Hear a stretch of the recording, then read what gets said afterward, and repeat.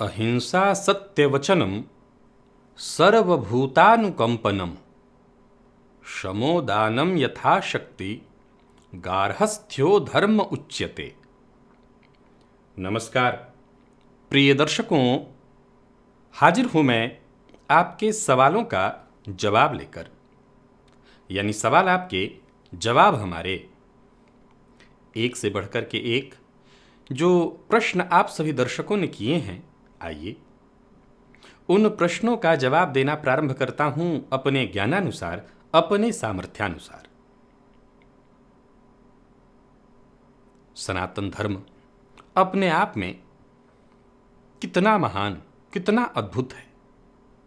ऋषि कहते हैं कि गृहस्थ आश्रमी का धर्म क्या है, तो कहा अहिंसा। किसी भी तरह की हिंसा न हो, सत्य वचनम, सत्य बोलो, और कहा सर्वभूतानुकंपनम, जीव मात्र पर अनुकंपा करो, जीव मात्र पर दया करो, शमोदानम यथाशक्ति, जरूरत पड़ने पर क्षमावान होना भी जरूरी है, और दान भी कैसा, तो यथाशक्ति, जितनी शक्ति है उतना दान करो। यही गृहस्थ आश्रमी के धर्म है। ये ऐसा कहता है हमारा सनातन धर्म। अद्भुत है ये।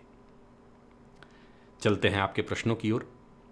सबसे पहला प्रश्न किशोर वैष्णव का है। इन्होंने पूछा है, क्या मीन राशि और मीन लग्न वालों का मन हमेशा ही भटकाव में रहता है? क्या इसका कोई उपाय नहीं है? इस प्रकृति में खराब कुछ नहीं है, ये आपको पता है। तो प्रत्येक राशि का अपना अपना जो स्वभाव है, उसका ये स्वभाव ही उसकी सबसे बड़ी शक्ति है। तो मीन के मन का ये भटकाव ही उसमें कुछ विशेषता ला देता है। हमेशा रिसर्च करना, रिसर्च करने वाले भी कहीं ना कहीं कुछ ना कुछ निरंतर उधेड़ बुन में लगे ही रहते हैं।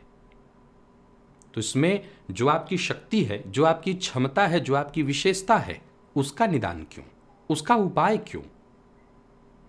सिंह वाला कहे कि मैं बेहद एकाकीपन में जी रहा हूं, अनुशासित जीवन जी रहा हूं, क्या इसका निदान है? नहीं, आप उसी के लिए बने हैं। मेष वाला कहे कि मैं बहुत जल्दबाजी में काम करता हूं, क्या इसका कोई निदान है? नहीं, अगर इसको हटा दिया जाए तो आप में कुछ बचेगा ही नहीं। आप का ये जो मूल है, जो ओरिजिनलिटी है, यही सब कुछ है। इसको अगर आप हटा दें किसी उपाय से, तो आपके पास बचेगा क्या? तो कभी भी ये मत सोचिए कि मीन की एक कमी है, ये उसका सर्वाधिक श्रेष्ठ गुण है। अब कई बार गुण, एक ऐसा व्यक्ति जो परम पिता के प्रेम में पूरी तरह से लगा हुआ हो, तो उसे आमतौर पर लोग पागल कहेंगे। परमात्मा के प्रेम में जो पूरी तरह से दीवाना हो, पागल हो, उसे आम जनता पागल ही समझ लेगी। लेकिन वो परमात्मा की प्रेम में है। अब हमारा देखने का नजरिया अलग है। तो मीन का मन भटकाव में रहता है, लेकिन ये भटकाव भी उसके अंदर का एक गुण है। वो रिसर्चर है, खोजी है, तो मन भटकता है। जितेंद्र पाल ने पूछा है, इष्ट को कैसे पहचाने? और किसी के हाथ में त्रिशूल का चिन्ह बनता हो तो उसका इष्ट क्या भगवान शिव होंगे? देखिए, वैसे तो ज्योतिषीय दृष्टिकोण से देखें तो कुंडली के पंचम भाव, क्योंकि कुंडली का 9वां भाव धर्म का भाव है, और 9वें से 9वां अर्थात पंचम भाव से इष्ट देवता की पहचान की जानी चाहिए। लेकिन मैंने कई बार और भी इस बात का जिक्र किया है कि आपकी जिसमें श्रद्धा हो, कोई जरूरी नहीं है कि आपकी कुंडली का पंचम भाव क्या कहता है। कुंडली का पंचम भाव कहता है कि आपको शिव जी की आराधना करनी चाहिए, और आपकी दिलचस्पी होती है कि आप राम जी की आराधना करें, आप भगवान विष्णु की आराधना करें, आप कृष्ण जी में आपका मन लगता है, कोई फर्क नहीं पड़ता, सब एक ही है। अब रही बात हाथ में त्रिशूल, इसको बड़ा ही बढ़िया माना गया है सामुद्रिक शास्त्र में। अगर हथेली में त्रिशूल का चिन्ह बने तो व्यक्ति के लिए भाग्य विधायक है, भाग्य प्रदायक है, तो ये बहुत बढ़िया है। दूसरा, ये भी जितेंद्र जी हैं, लेकिन ये जितेंद्र कुमार मिश्रा हैं। इन्होंने पूछा है, जिनका लग्न नहीं मालूम है उनका भाग्योदय कैसे होगा? जितेंद्र साहब, कुंडली किसी का भाग्योदय नहीं कराती है। प्रायः लोगों के मन में ये उत्पन्न होता है। आज एक बड़ा अच्छा आपने प्रश्न पूछा है तो मैं आपको बता ही दूं, और लोगों को भी सुनना और जानना चाहिए कि जन्म कुंडली में जो ये राजयोग आप देखते हैं, भाग्योदय कारक ग्रह देखते हैं, वो आपका भाग्योदय नहीं कराते हैं। असल में ये यहां पर भ्रम की स्थिति उत्पन्न हो गई है। कुंडली आपका भाग्योदय कभी नहीं कराती, इस बात को सदैव ध्यान रखिएगा। यह समझने की भूल है। कुंडली भाग्योदय का साधन नहीं है, भाग्योदय बताने का रास्ता है। आईना अगर न हो तो आपके चेहरे पर कालिख लगी हो तो पता कैसे चले? बस ये बता सकती है, लेकिन ऐसा थोड़ी है कि चेहरे पर कालिख लगी हो तो चेहरा नहीं होगा। चेहरा तो होगा। तो भाग्योदय से कुंडली का कोई लेना देना नहीं। ये तो एकमात्र आईना है जो दर्शाता है, बताता है कैसे होगा, कब होगा, किन परिस्थितियों में होगा। ये जानकारी लेने का साधन है। और आपको बता दूं कि हमारा सनातन धर्म और हमारे ऋषि वो इतने विद्वान और ज्ञानवान और त्रिकालज्ञ थे कि उन्होंने और परमात्मा ने अंग अंग पर मानव का भविष्य लिख रखा है। और ऋषियों ने ऐसी विद्या बना रखी है कि आपके किसी भी अंग से पहचाना जाए आपके भाग्य को। तो जरूरी नहीं कि कुंडली नहीं तो भाग्योदय नहीं। भाग्योदय से कुंडली का कोई लेना देना नहीं। गौरव सिंह भदौरिया जी ने पूछा है, ओम का उच्चारण किन मंत्रों में नहीं किया जाता और क्यों? नवारण मंत्र, नमः शिवाय, गणेश भगवान के मंत्र में कई बार आपने ओम के लिए मना किया। देखिए, मैंने मना नहीं किया है, मैंने बताया है इसके बारे में। हर मंत्र की एक संख्या है।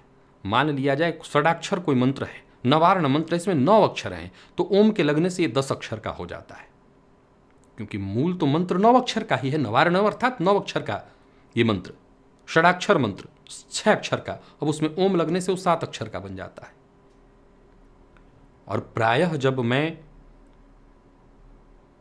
स्त्रियों को बताता हूं तब उनको कह देता हूं कि आप बिना ओम लगाए ही जपिएगा। अब इस पर चर्चा आज नहीं करने वाला हूं। प्रभा मिश्रा जी ने पूछा है, क्या मां मातंगी और छिन्नमस्ता की साधना एक साथ की जा सकती है? 10 महाविद्याओं में सभी एक ही हैं, सभी देवियां हैं। आपको जरूरत ही नहीं पड़ेगी एक साथ 2 की करने की। एक साधे सब सदे, सब साधे सब जाए। एक को साध लीजिए, क्या जरूरत है आपको सब करने की? एक पर ही पूरी तरह से आस्था और विश्वास रख करके नित्य और निरंतर लगे रहिए। चमत्कार किनको दिखता है? जो एक पर स्थिर हो, ये भी कर लूं वो भी कर लूं, उनको चमत्कार कभी नहीं दिखता। वैसे तो मैं समझता हूं कि साधना चमत्कार देखने के लिए करनी ही नहीं चाहिए। ये तो सबसे निकृष्ट कोटि है कि हम चमत्कार देखने के लिए, कि पूजा किया, कोई साधना हमने की, उसका तुरंत प्रभाव मिले। आप साधना बस भक्ति के लिए करिए, बाकी परमात्मा को छोड़ दीजिए। वो सब समझते हैं, सब जानते हैं कब क्या आपको कैसा और कितना चाहिए। आप किसी एक को करिए, वैसे दोनों भी करना चाहें तो कर सकते हैं। ये सृष्टि कुमारी है, पूछा है इन्होंने, भगवान पर चढ़ाए गए फूल या फूलों की माला कब हटाएं? अगले दिन सुबह या उसी दिन संध्या के समय? बिल्कुल संध्या के समय ही हटा देना चाहिए। हटा करके भगवान को सायंकाल पुनः एक बार प्रक्षालित करके, जैसे अब मैं नहीं जानता कि आप दोनों टाइम पूजा करती हों या ना करती हों, लेकिन अगर मैं संध्या करता हूं तो दोनों ही समय स्नान करता हूं। तो जब मैं दोनों समय स्नान करता हूं तो मेरे भगवान भी दोनों समय स्नान करेंगे, जैसा मैं वैसा वो। तो आपके भगवान भी दोनों समय स्नान उनको होना चाहिए। अब दिन भर आप लाख सजे हुए हों, एक राजा दिन भर खूब गहनों से लदा हुआ हो, लेकिन सायंकाल जब वो सोने जाएगा तो सारा गहना उतार देगा, चाहे वो मुकुट से लेकर के हार वगैरह सब। तो भगवान हमारे घर के राजा हैं, तो राजा को हम, चाहे हमारे पास फूल वाला ही गहना हो, हमने उनको सजाया, अब शाम को वो गहने उतारने होंगे, तभी तो आराम से वो सो सकेंगे। तो शाम को उतार देना चाहिए। और सत्या नुपुर ने पूछा है, कभी कभी सिंदूर लगाते समय सिंदूर की डिब्बी गिर जाती है, तो क्या वही गिरा हुआ सिंदूर फिर उठाकर लगा सकते हैं या नहीं? गिरे हुए सिंदूर को साफ कैसे करें सुना है, झाड़ू से साफ नहीं करना चाहिए। बिल्कुल ठीक सुना है। और महिलाओं के लिए, स्त्रियों के लिए सिंदूर सर्वाधिक श्रेष्ठ, फिर उसे झाड़ू से साफ करना तो ये कहीं भी उचित नहीं है। आप उसे साफ कपड़े से उठा लें और फिर कहीं बहते जल में या कहीं भी वृक्ष की जड़ में जाकर के डाल दें। बार बार सिंदूर का गिरना, देखिए, अगर आप ज्योतिष के दृष्टिकोण से मुझसे पूछें तो मैं कह दूंगा कि कोई बात नहीं है, बड़ा डिब्बा कर लीजिए ताकि हाथ से छूटे ना, बार बार गिरे ना। लेकिन शकुन शास्त्र के दृष्टिकोण से देखें तो ये ठीक नहीं है। थोड़ी देर पूर्व ही मैं बता रहा था कि प्रकृति ने मानव के लिए अंग अंग पर उसका भविष्य लिख रखा है, और हमारे ऋषियों ने भी तरह तरह की विधाएं बनाई हैं जो मानव के भविष्य को बता सके। तो शकुन शास्त्र एक वैसी ही विधा है, और शकुन शास्त्र में इस बात को ठीक नहीं माना जाएगा अगर एक ही घटना बार बार घटित हो रही है। तो एक बार ही घटना बार बार हाथ से सिंदूर गिर रहा है, ये ठीक नहीं है। तो इससे बचना चाहिए, और गिरा हुआ सिंदूर न लगाएं, आप फिर से नया सिंदूर ही इस्तेमाल में लें। अगला जो प्रश्न है वो विजय जाधव का है। इन्होंने पूछा है, कुंडली मिलान में यदि दोनों जातक की पत्री में यदि विष योग बना है तो क्या यह योग निरस्त हो सकता है, या इसका कोई परिणाम भी उन्हें भुगतना पड़ेगा? पूरा पूरा परिणाम भुगतना पड़ेगा। दोनों की कुंडली में दुर्योग है तो वो निरस्त कैसे हो जाएगा? ये दोनों के लिए और ज्यादा मानसिक अशांति का कारण बन जाएगा। फिर तो ऐसे विवाह के बारे में विचार भी करके विवाह ही करना चाहिए, क्योंकि दोनों के दोनों डिप्रेशन और मानसिक अशांति के शिकार होंगे। प्रदीप भारद्वाज ने पूछा है, पूजा करने का सही समय क्या है और कितने बजे तक? देखिए, कितने बजे तक पूछेंगे तो मैं कहूंगा जब तक न कर लें तब तक आपका दिन पूर्ण नहीं हुआ। सही समय कितने बजे तक है? तो ब्रह्म मुहूर्त में। पूजन का सही समय तो ब्रह्म मुहूर्त में ही है, लेकिन कितने बजे तक का कोई मतलब नहीं। अगर आपको लगता है कि नहीं, मेरे बाकी के और सारे जरूरी काम पूरे हो जाने के बाद ही पूजा जरूरी है, सारा काम हम कर लिए। कई बार महिलाओं को मैंने देखा है कि घर के सारे काम उन्होंने निपटा लिए तब वो पूजा करने जाती हैं। उनको ऐसा लगता है कि हम बेहद आराम से करेंगे। इसका एक मतलब और भी है कि पूजा उतना जरूरी नहीं था जितना घर के बाकी काम, जबकि नियमतः अगर देखा जाए तो बाकी के सारे काम बाद में, पहले पूजा। तो वो गलत रूल है। तो समय तो यही है, ब्रह्म मुहूर्त। ब्रह्म मुहूर्त में पूजा करिए और उसके बाद बाकी के सारे काम आप अपने करिए। विकी बोहरा ने पूछा है, क्या त्राटक साधना से खुल जाती है दिव्य दृष्टि, और क्या हम जान सकते हैं दूसरों के मन की बात, और क्या करेंगे आप दूसरों के मन की बात को जानकर? दूसरों के मन में इतनी दिलचस्पी क्यों? ये दिलचस्पी तो आपके अपने मन में होनी चाहिए। खुद के मन को सुनने का प्रयत्न करिए, आपका मन क्या कहना चाहता है। विश्वास रखिए, आप अपने मन को कभी नहीं सुनते। हम अपने मन को कभी सुनते ही नहीं हैं, और सुने भी कैसे? हमें ये आदत दी ही नहीं गई। हमें आदत दी गई है दूसरों के मन को सुनने की। हम अपने मन को नहीं सुनते। हमारा मन बहुत कुछ कहता है, बहुत कुछ बताता है, वो सब जानता है, उसे पता है, उसे पूर्व का भी कुछ आभास है, वो बताना चाहता है, लेकिन हम सुनना नहीं चाहते। तो क्या जरूरत है? साधना भी करो, और इसलिए साधना ताकि दूसरों के का सुन सकें। चमत्कार दिखाना है क्या? त्राटक साधना किया तो इसलिए किया कि दूसरों की मन की सुन सके। साधना तो इसलिए होता है कि अपने मन की सुन सकें। नहीं, आप जो सोच रहे हैं कि अपने मन की तो हम सुन ही लेते, नहीं, आप सुन ही नहीं पाए। वो तो आपके मन की बात नहीं, वो तो ऊपरी बातें, मन की बात नहीं। किसी भी साधना से, त्राटक क्यों, कोई भी एक साधना कर लीजिए, उससे दिव्य ज्ञान, दिव्य दृष्टि प्राप्त हो जाती है। बस साधना के हिसाब से, साधना की तरह उस साधना को कीजिए, साधक बन के साधना कीजिए। वो साधना सब कुछ देने में सक्षम है, कोई भी साधना। आपने त्राटक कहा, ये भी। बाबुली दास, इन्होंने पूछा है, जिस तुलसी के पौधे की हम पूजा करते हैं उसी के पत्ते को तोड़कर उसी को प्रसाद के तौर पर देते हैं, क्या यह सही है? ऐसा नहीं लगता पहले चोट और आघात करते हैं, उसके बाद पूजा करते हैं? यहां परमात्मा वृक्ष रूप में है, यहां मां भगवती वृंदा तुलसी वृक्ष के रूप में है, पौधे के रूप में है। तो उनका यही इस्तेमाल है। उनके पत्ते जब हटेंगे तो नए पत्ते उनमें निकलेंगे, उससे उनकी सुरक्षा होगी, इससे उनकी सुरक्षा होगी। तो ये बेहद आवश्यक है। जैसे अगर मां भगवती गंगा को हम गंगा मानते हैं और उनके जल से हमें इतना प्रेम हो जाए कि हम कहें कि नहीं, मां गंगा है, हम इनके जल को बहने नहीं दे सकते, हमें इनके जल को रोकना होगा क्योंकि हमें बहुत प्रेम है, ये तो देवता है, मां है। तो सोचिए क्या होगा, वो जल खराब हो जाएगा। खराब न हो तो तबाही मचा देगा। उस जल के प्रवाह में ही मां गंगा के मौलिक जल की सुरक्षा है और मां का प्यार मिल रहा है। वैसे ही मां भगवती तुलसी वृंदा पौधे के रूप में है। उनके पत्तों का इस्तेमाल हो, वो पत्ते लिए जाएं, फिर नए पत्ते उनमें आएंगे। इसी से उस वृक्ष पौधे की सुरक्षा होगी, इसी से उसकी सुरक्षा होगी। अगर आप छोड़ देंगे तो धीरे धीरे धीरे धीरे जब वो उपयोग में नहीं आएगा तो भी किसी काम का नहीं रह जाएगा। उपयोग होगा तो फिर नए पत्ते उसमें आएंगे। और एक बात आपको और बता दूं कि तुलसी का पत्ता हम अपने उपयोग के लिए नहीं लेते। ये आपने अगर कहीं सुना है या देखा है तो गलत देखा है, गलत जानकारी है। तुलसी का पत्ता, मां वृंदा का पत्ता तो सिर्फ एक उपयोग के लिए है, नारायण के लिए, और किसी उपयोग के लिए नहीं है। केवल एक उपयोग है, नारायण की आराधना। नारायण की आराधना के लिए ही तुलसी पत्र लिया जाता है। अब तुलसी पत्र जब लिया गया तो भगवान विष्णु को, नारायण को अति प्रिय है, तो उनको जब दिया गया तो हम सब आपस में भी बांट लेते हैं। लेकिन याद रखिएगा कि वो आपके लिए नहीं तोड़ा जा सकता है। कभी आपके लिए तोड़ा जाएगा तो निसंदेह वो तो पाप है। नारायण के लिए तोड़ा जाता है। संदीप पाटिल जी ने पूछा है, क्या खुद की कुंडली या दूसरों की कुंडली अध्ययन करने से कभी खुद को बुरा परिणाम भोगना पड़ता है?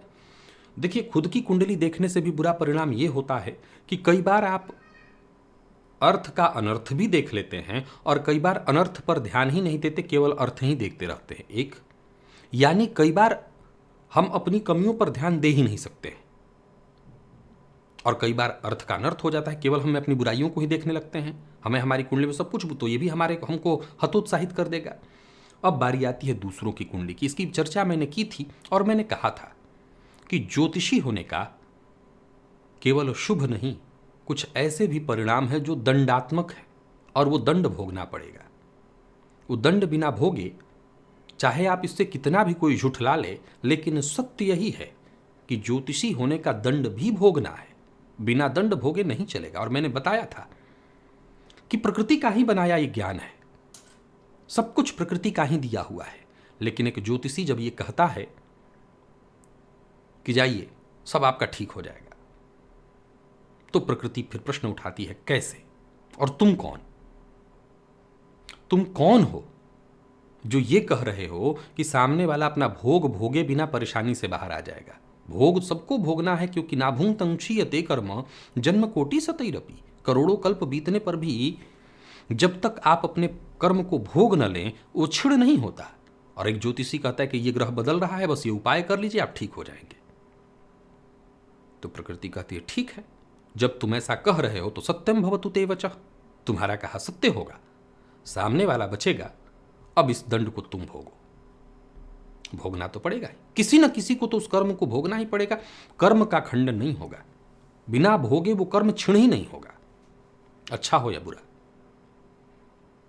तो एक ज्योतिषी को ये दंड भोगना पड़ता है। इसीलिए कहा कि तपबल विप्र सदा बरियारा। इसी के चलते एक ज्योतिषी को, एक इस तरह के कार्य करने वाले को सबसे ज्यादा जरूरी है साधना करना, साधक बनना।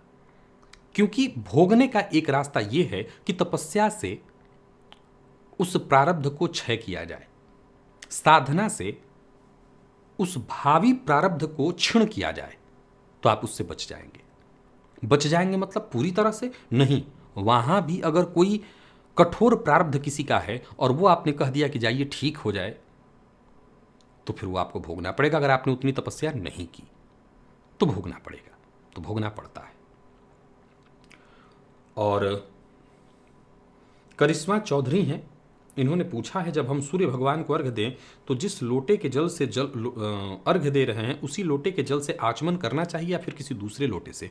नियम तो यही कहता है कि अर्घ्य देने वाले लोटे से आचमन न करें, उस लोटे से आचमन जल लेकर के न करें।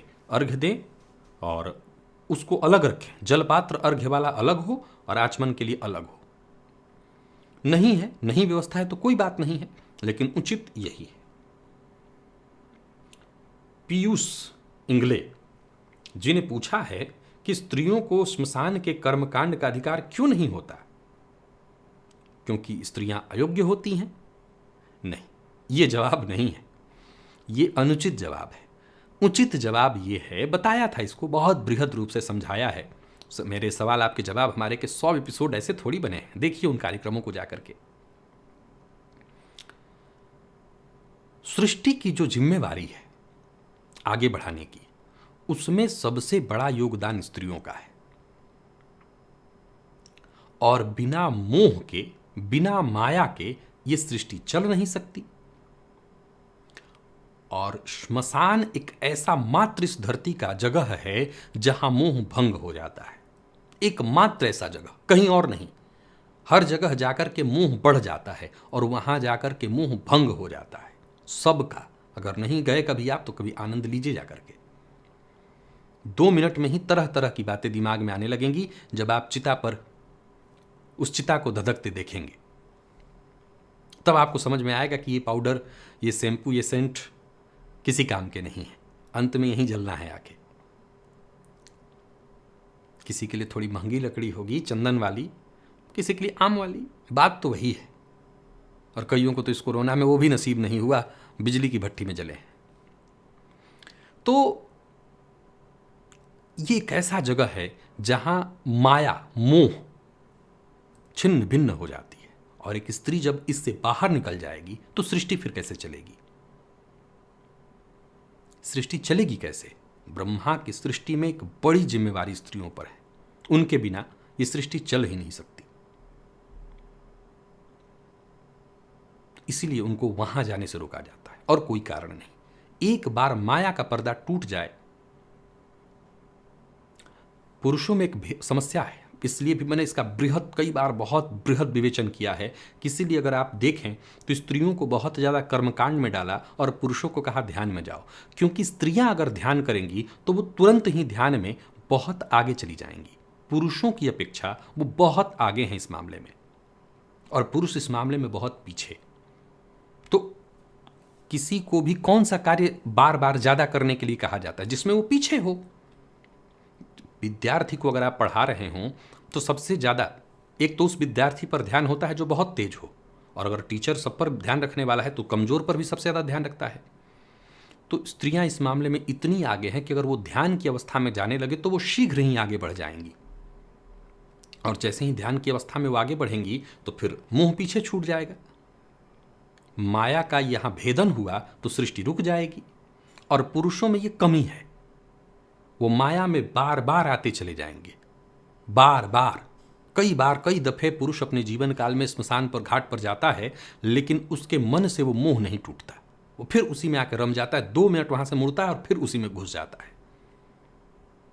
लेकिन स्त्रियों में थोड़ा अलग है, उनका मन टूटने लगेगा इससे। अगर वो 2-4 बार ऐसी स्थिति में जाएं स्मशान में तो ये उनको वैराग्य उत्पन्न करा देगा। और जब स्त्रियों में वैराग्य हो जाए, चलेगा कैसे?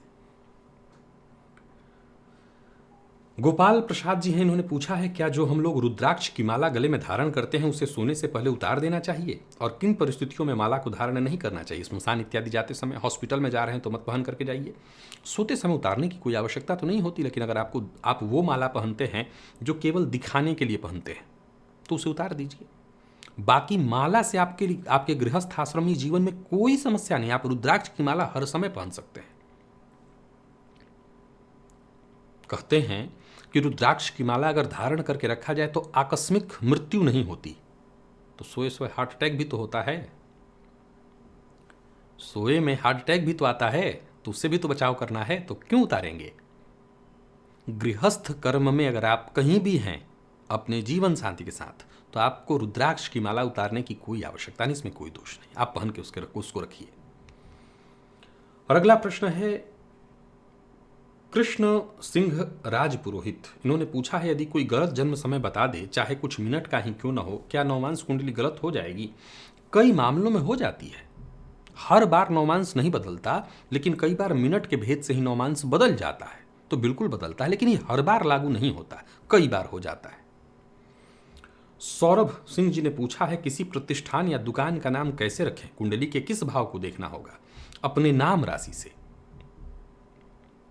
देशे ग्रामे गृहे युद्धे सेवायाम व्यवहार के नाम राशि प्रधानत्वम जन्म राशि न चिंतित। यहाँ नाम राशि की प्रधानता है, तो अपने नाम राशि से ही लाभ का मिला करके मैंने वीडियो बनाया हुआ है, उसको देखिए जा करके, लाभ से जोड़ करके, और तब अपने प्रतिष्ठान का नाम रखना चाहिए।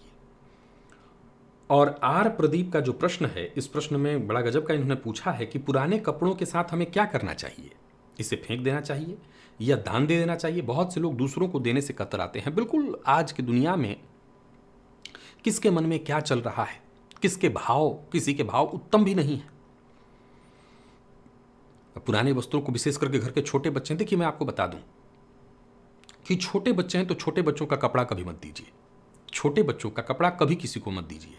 लेकिन बड़े का कपड़ा है, आप देना चाहते हैं तो उसको खोला हुआ नहीं, बाकायदा धो धा करके, एकदम धो करके। कभी भी याद रखिएगा कि आपके कपड़े के साथ अगर कुछ किया जा सकता है तो वो तभी किया जा सकता है जब कपड़ा खोला हुआ हो। उसको धो धा करके आपने बाकायदा धुलवा दिया है, साफ करवा दिया, उस पर कुछ भी नहीं हो सकता, आप दे दीजिए। तो खोला हुआ कपड़ा हो लेकिन धोया हुआ हो, साफ सुथरा करके आप उसको दीजिए, बिल्कुल दे दीजिए। बच्चों का कपड़ा कभी मत दीजिए, इस मामले में तो जरूर ध्यान रखना चाहिए। तो आज के लिए बस इतना ही, इतने ही प्रश्नों को लेकर के आप सबके सम्मुख में उपस्थित हुआ था। आशा करता हूं इस कार्यक्रम में जितने भी आज सवाल सम्मिलित हुए, इन सवालों के जवाब जो मैंने अपने ज्ञान के अनुसार दिया, अपने सामर्थ्य के अनुसार, वो आपको जरूर संतुष्ट किए होंगे। इस कार्यक्रम में अपने सवाल देने के लिए आप किसी भी कार्यक्रम में, किसी भी वीडियो पर सवाल, आपके जवाब हमारे लिख करके सवाल लिख दीजिए, वहीं से चुन लिया जाएगा। आज के लिए बस इतना ही, इजाजत दीजिए, पुनः मुलाकात होगी। तब तक के लिए नमस्कार।